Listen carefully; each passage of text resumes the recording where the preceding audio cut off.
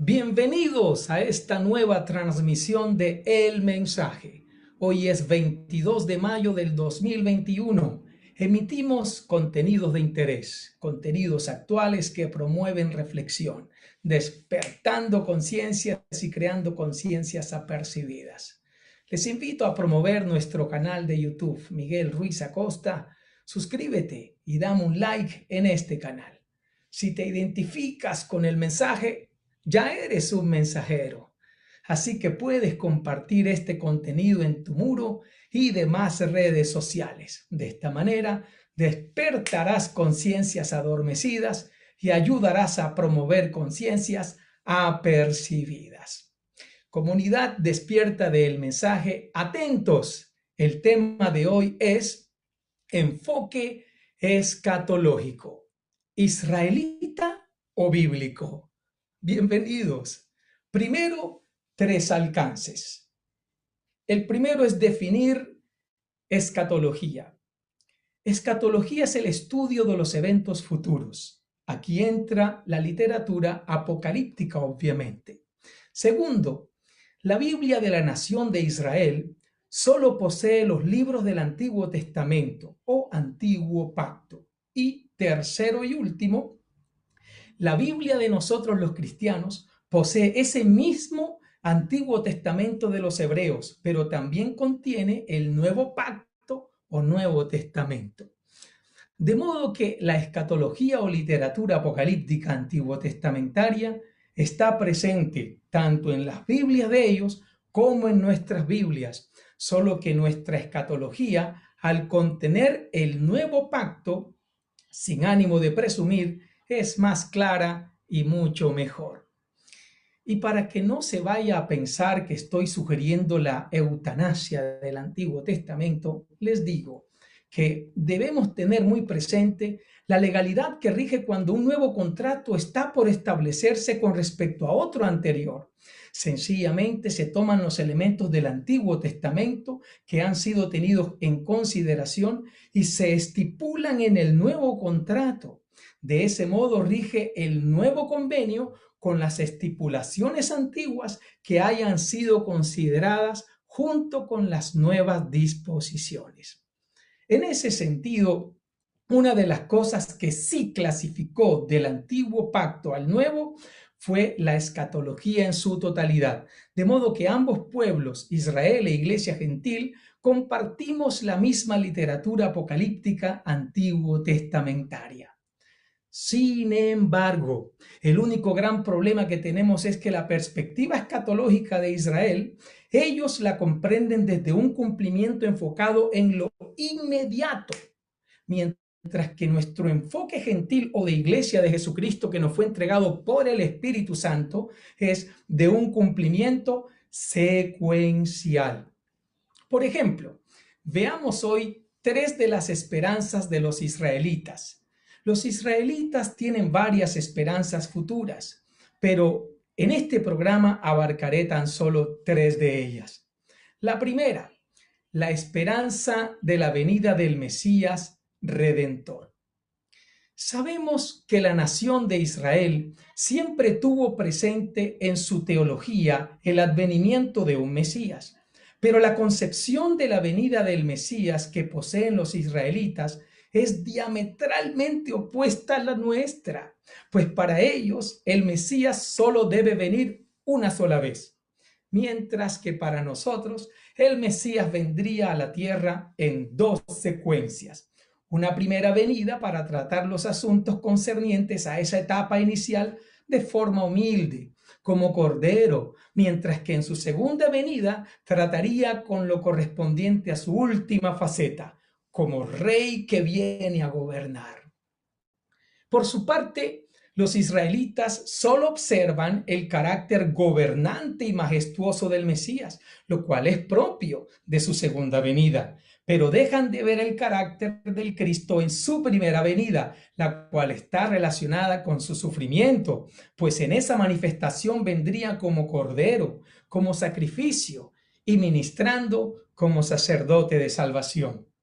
Ahora bien, Lo de la venida del Mesías en dos tiempos está claramente redactado en las Escrituras, pero ellos no lo pueden ver, pues la Biblia dice que por el rechazo a Jesucristo un velo les cubrió sus ojos. Segunda de Corintios 3 del 14 en adelante dice, pero el entendimiento de ellos se embotó, porque hasta el día de hoy, cuando leen el antiguo pacto, les queda el mismo velo no descubierto, el cual por Cristo es quitado.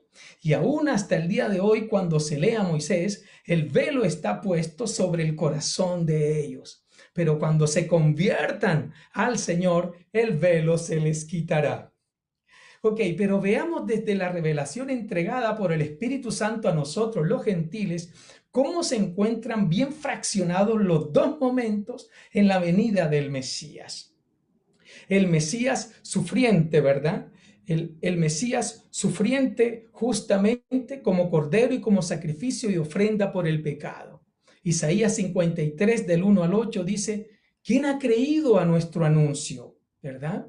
¿Y sobre quién se ha manifestado el brazo de Jehová?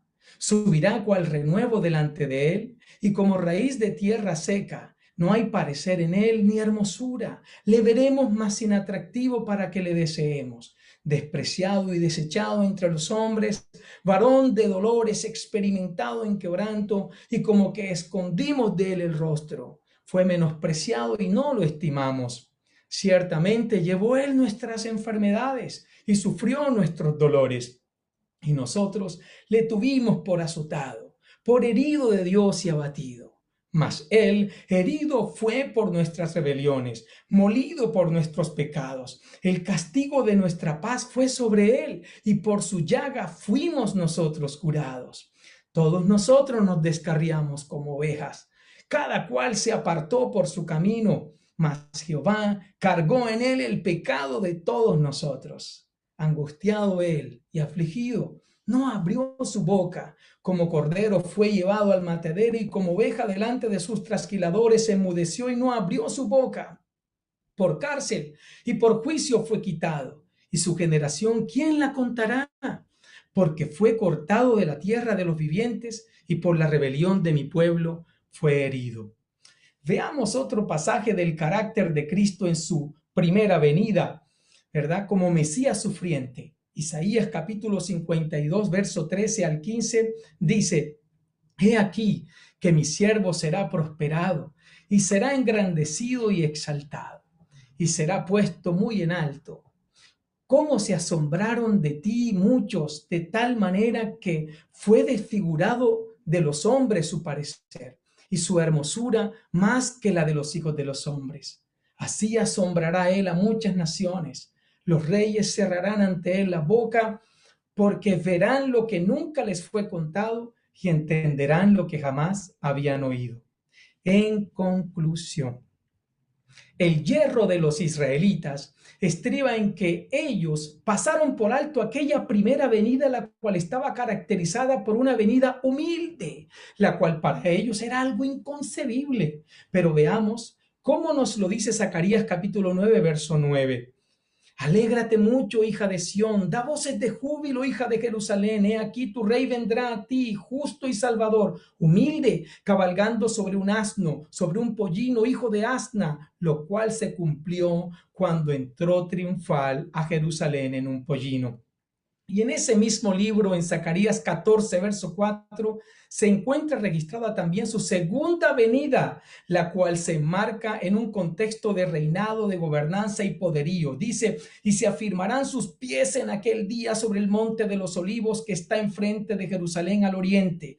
Y el monte de los olivos se partirá por en medio hacia el oriente y hacia el occidente, haciendo un valle muy grande, y la mitad del monte se apartará hacia el norte y la otra mitad hacia el sur. Así será su segunda venida.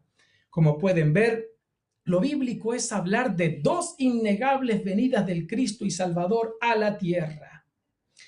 Número 2, segunda esperanza de los israelitas, la esperanza de la venida del reino de Dios.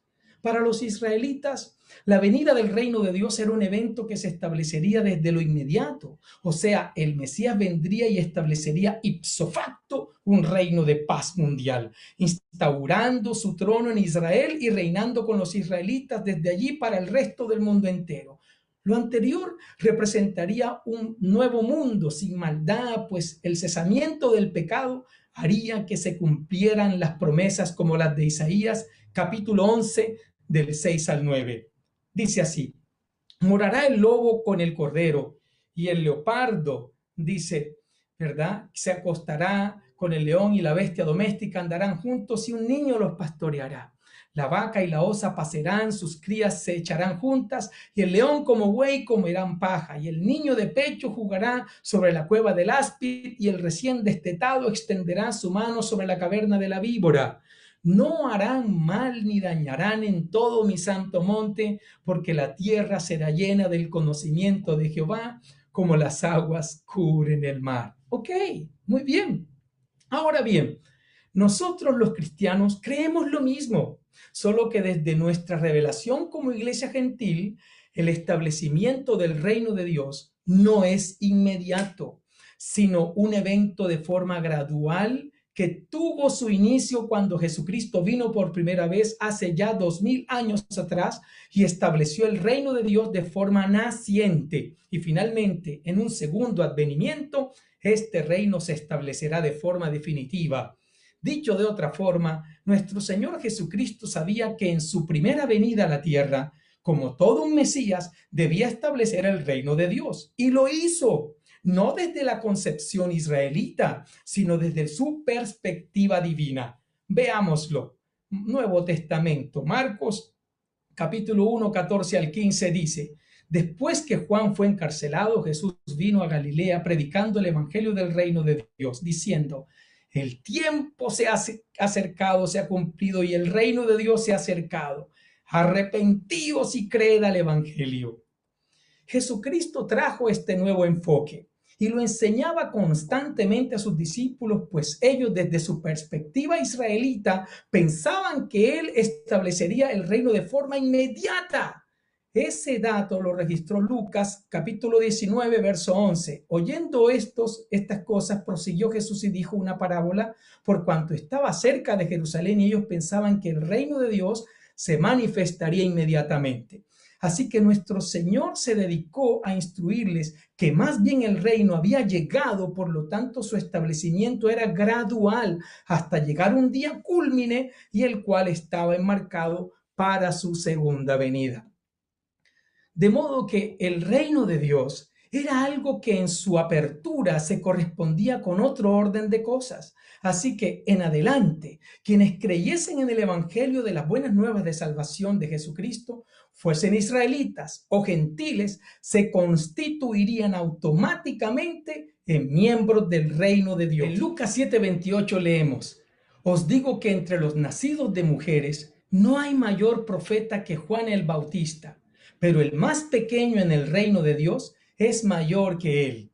Esto es algo muy revelador, pues si Juan el Bautista fue catalogado por Jesús como el más grande profeta dentro del contexto judío, pero llevado ahora al reino de Dios, resulta ser el más pequeño en comparación con nosotros. Es que en definitiva, el reino de Dios no tiene nada que ver con razas, sino con otro orden de cosas. Sea israelita o gentil, cuando una persona se arrepiente y cree en Jesucristo, inmediatamente entra a dicho reino en el cual Él es el rey. Por lo tanto, las leyes espirituales de ese reino comienzan a operar y regir para Él. Y todas ellas se encuentran en el Nuevo Pacto o Nuevo Testamento, pues su testador es Jesucristo. En Lucas 16:16 dice que la ley y los profetas fueron hasta Juan el Bautista. Por lo tanto, Jesucristo traía un nuevo reino. Su primera venida traía la inauguración de una nueva época. Dice, la ley y los profetas eran hasta Juan. Desde entonces el reino de Dios es anunciado y todos se esfuerzan por entrar en él. Ahora bien, ese reino había tenido su apertura. Por eso nuestro Señor decía constantemente en tiempo presente: El reino de Dios está entre vosotros. El reino de Dios está en medio vuestro. El reino de Dios está aquí, etcétera. Sin embargo, hay textos bíblicos en los que el asunto del reino no se encuentra mencionado en tiempo presente, sino en futuro. A simple vista, eso pareciera ser una contradicción. Veámoslo en Lucas capítulo 21, verso 31. Así también vosotros, cuando veáis que suceden estas cosas, sabed que está cerca el reino de Dios. Otro pasaje es el del Padre Nuestro, enseñado por nuestro Señor Jesucristo, cuando dijo: venga a nosotros tu reino. Pero resulta que acabamos de comprobar que el reino ya vino. Entonces, ¿ya vino o va a llegar? Respuesta: ambas cosas. Ya vino, y aunque se encuentra en pleno desarrollo, se establecerá del todo en el día final. De modo que esa aparente contradicción no es más que el principio de la secuencia en la escatología. Poseemos una escatología inaugurada y una escatología futura, de modo que vivimos en el ya y en el aún no. De modo que, así como el Mesías en su primera venida resolvió el asunto del pecado salvando a todo aquel que en él cree, no obstante que el pecado se desarrolla aún en la tierra, del mismo modo el reino de Dios también vino y este es recibido por aquel que cree en él. Sin embargo, el reino tendrá un establecimiento absoluto y definitivo en la tierra, como también el pecado tendrá su eliminación definitiva y absoluta. Ambas realidades están determinadas para el día final. ¡Wow! Dicho en otras palabras, el establecimiento del reino tendrá una etapa de consumación al final de los tiempos. Jesucristo mismo tenía muy presente esto de los interludios proféticos. Por eso, cuando leyó en la sinagoga de Nazaret el rollo del libro del profeta Isaías, leyó solo hasta cierto párrafo, obviando el contenido consiguiente. Esa fascinante historia nos la relata el Evangelio según San Lucas en el capítulo 4, versos 17 al 20. A Jesús se le entrega un rollo del profeta Isaías y el pasaje leído por él fue Isaías 61 del 1 al 2. El texto dice así: el Espíritu de Jehová el Señor está sobre mí porque me ungió Jehová. Me ha enviado a predicar buenas nuevas a los abatidos y a vendar a los quebrantados de corazón, a publicar libertad a los cautivos y a los presos apertura de la cárcel, para proclamar el año de la buena voluntad de Jehová. Y dice, y el día de venganza del Dios nuestro. Sencillamente se detuvo y a renglón seguido la Biblia dice, textual, dice que enrollando el libro lo dio al ministro y se sentó. Y los ojos de todos en la sinagoga estaban fijos en él. ¿Por qué? ¿Por qué nuestro Señor obvió la última parte del texto? Respuesta: porque la primera parte de ese texto estaba cumpliéndose para ese mismo momento, pero la otra que no mencionó se cumpliría en su segunda venida. Su segunda venida será para juicio, pero su primera venida está enmarcada en el contexto de la proclamación del año de la buena voluntad de Dios. Por eso los juicios de Dios no se han derramado aún sobre el mundo, pues estamos viviendo aún en la época de la gracia, del año agradable del Señor para mostrar a los hombres su buena voluntad.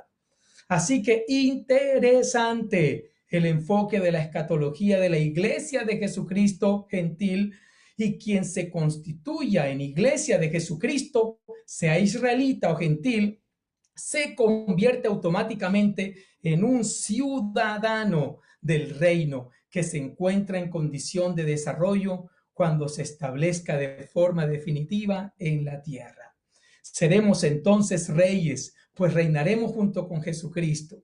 Ahora, si bien aunque hoy somos reyes, no operamos como reyes, sino que operamos como sacerdotes, ¿verdad? Pues ministramos la adoración al Señor, pero en su próxima futura manifestación gobernaremos junto con Él. Sin embargo, hoy operamos como sacerdotes, como Jesucristo es sacerdote intercesor, pero cuando se manifieste como rey, entonces nuestro carácter también cambiará. Así será nuestro futuro y mañana. Qué hermoso todo esto, hermanos. Esto es una tremenda esperanza para los hijos de Dios.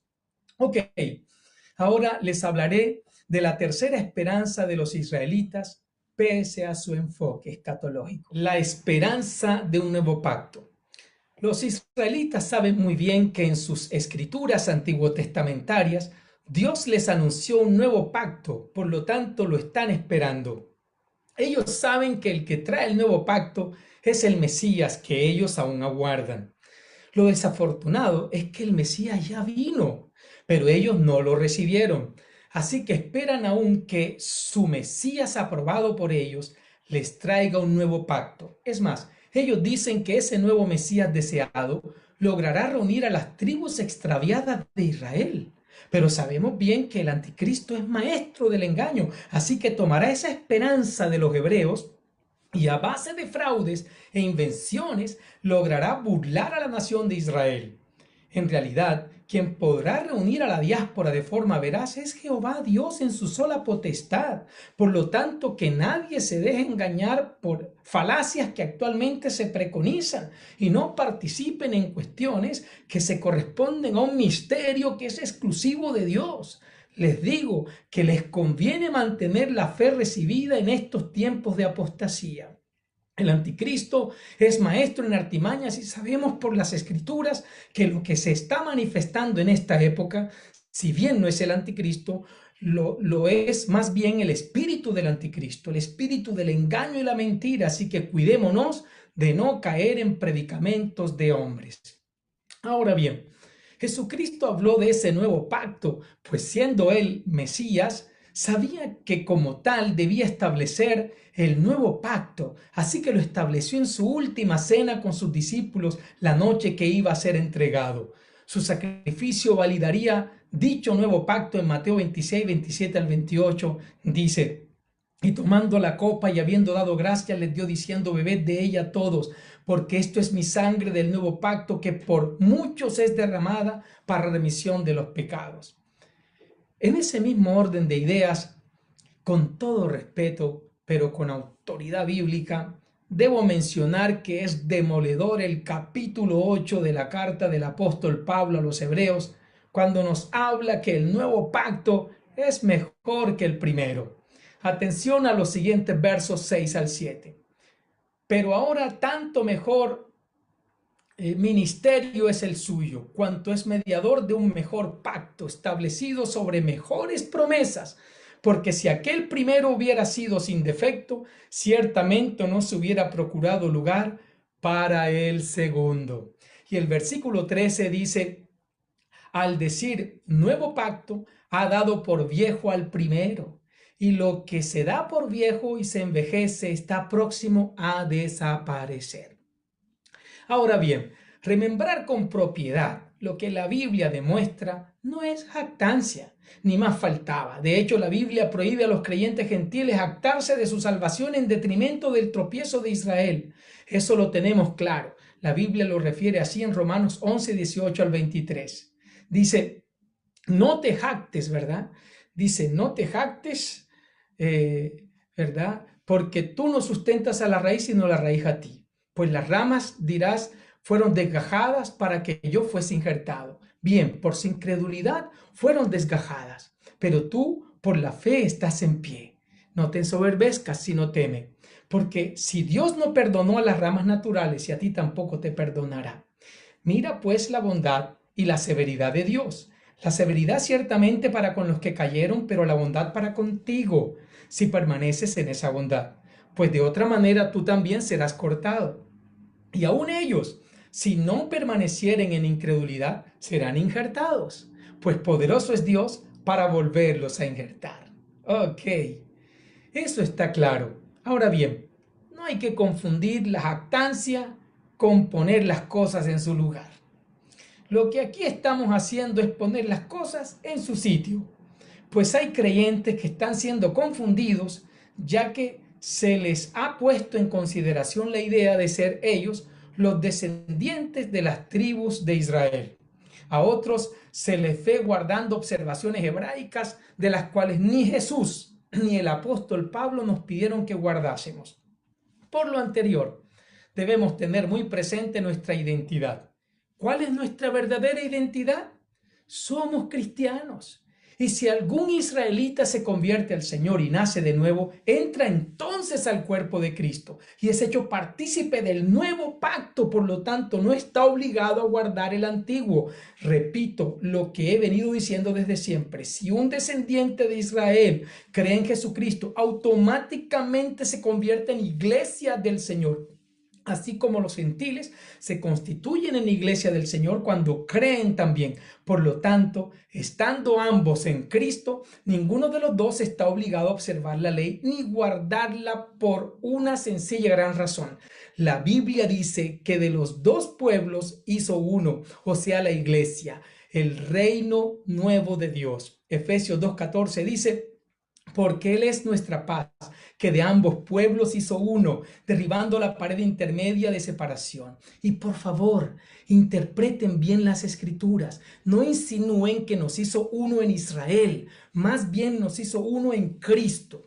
Sí, porque hay gente que cuando lee la Biblia entiende lo que quiere entender. Pero nuestro rol como cristianos es no forzar la Biblia a que diga lo que yo quiero, sino que debo obligarme a mí mismo a aceptar lo que la Biblia dice que es. Entonces, si un creyente en Cristo, sea gentil o israelita, si vuelve a abrazar la ley, se cae de la gracia. Y esto es tan delicado que puede complicar la redención de su cuerpo o su levantamiento en el arrebatamiento, pues quienes serán levantados en el arrebatamiento es la iglesia de Jesucristo. Y sabemos que Israel no es la novia de Jesucristo, sino la iglesia. Por eso las escrituras dicen claramente en 1 de Tesalonicenses 4:16 al 17, que cuando suene la trompeta del arrebatamiento, los resucitados serán exclusivamente los que murieron en Cristo, no en la ley. Ojo con eso y no lo pierdan de vista. Por lo tanto, quienes retrocedan a la ley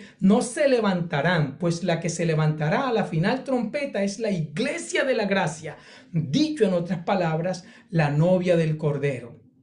Porque el Señor mismo, con voz de mando y con voz de arcángel y con trompeta de Dios, descenderá del cielo. Y los muertos en Cristo resucitarán primero. Luego nosotros, los que vivimos, los que hayamos quedado, seremos arrebatados juntamente con ellos en las nubes para recibir al Señor en el aire, y así estaremos siempre con el Señor. Amén. Por lo anterior, queridos, se entiende que espiritualmente en este último tiempo se ha planteado una guerra espiritual que ha traído un dilema: ser o no ser iglesia de Jesucristo. Satanás sabe que lo que está en juego ahora en este último tiempo es la cantidad de pueblo que será levantado cuando suene la trompeta. Y al imperio del anticristo le conviene que muchos se queden. De modo pues que usted es libre de volverse a la ley o ser iglesia de Jesucristo. Y si te vuelves a la ley, no serás juzgado en el tribunal de Cristo, del cual sabemos es un juicio en el que no hay condenación, pues Jesucristo cumplió toda ley por nosotros y no hay ninguna condenación para el que está en Cristo. Pero si te vuelves a la ley, por la ley serás juzgado. Romanos capítulo 3, versículo 20 dice: ya que por las obras de la ley ningún ser humano será justificado delante de él. De modo que los cristianos de la gracia sí están justificados en Cristo, pues la salvación no es por obras, pero la ley por su parte no podrá justificar a nadie, pues esa no es su naturaleza de pacto, sino que todo el que se ciña a ella será juzgado por sus obras. Romanos 2:12 dice en uno de sus apartes: todos los que bajo la ley han pecado, por la ley serán juzgados. Pero volvamos al tema del levantamiento de los cristianos cuando la iglesia sea levantada. Los que estén vivos en Cristo y los muertos en Cristo serán arrebatados. Dios dará una nueva oportunidad a todos los israelitas para que reciban a Jesucristo, pero será durante el periodo de la gran tribulación. O sea que sí o sí, quien pasará por la gran tribulación más que la iglesia son los israelitas, pues por su rechazo al Mesías, a ellos les corresponde vivir y experimentar la última semana de Daniel, o sea, los 7 años en que ellos y el resto de la humanidad serán probados con fuego por haber rechazado el nuevo pacto traído por nuestro Señor Jesucristo hace 2000 años. Ahora bien, durante ese funesto periodo de la gran tribulación, quienes reciban a Jesucristo recibirán por ende el nuevo pacto. ¿Cómo se llamará ese pacto? La gracia, la misma que rechazaron hace 2000 años. Zacarías capítulo 12, verso 10 dice: derramaré sobre la casa de David y sobre los moradores de Jerusalén espíritu de gracia y de oración, y mirarán a mí, a quien traspasaron, y llorarán como se llora por hijo unigénito, afligiéndose por él como quien se aflige por el primogénito. Por lo anterior, los israelitas y el resto de la humanidad que durante el periodo de la gran tribulación reciban a Jesucristo serán salvados, sí, pero a un precio demasiado alto, con sus propias vidas. Apocalipsis 24 lo narra de la siguiente manera: y vi tronos, y se sentaron sobre ellos los que recibieron facultad para juzgar, y vi las almas de los decapitados por causa del testimonio de Jesús y por la palabra de Dios, los que no habían adorado a la bestia ni a su imagen, y los que no recibieron la marca en sus frentes ni en sus manos, y vivieron y reinaron con Cristo 1000 años. ¡Wow! ¡Qué interesante, queridos, toda esta temática doctrinal bíblica! Queridos, este tema que les he traído en esta oportunidad ha sido tan solo un segmento de varios que he tratado ya, y otros muchos que al respecto les estaré trayendo con mayor profundidad, amén, en el transcurso de los tiempos, ¿verdad?, de estos días, con un gran desglose doctrinal y profundo. Muy bien, soy Miguel Ruiz. Les invito a promover nuestro canal de YouTube, Miguel Ruiz Acosta. Suscríbete y dame un like en este canal. Si este programa ha aumentado un poco más tu discernimiento en ciertos asuntos, haz dos cosas: dale un like y comparte este contenido en tus muros de redes sociales, en Instagram, Telegram, WhatsApp, Messenger, Signal, Facebook y demás. Esto ha sido todo por hoy.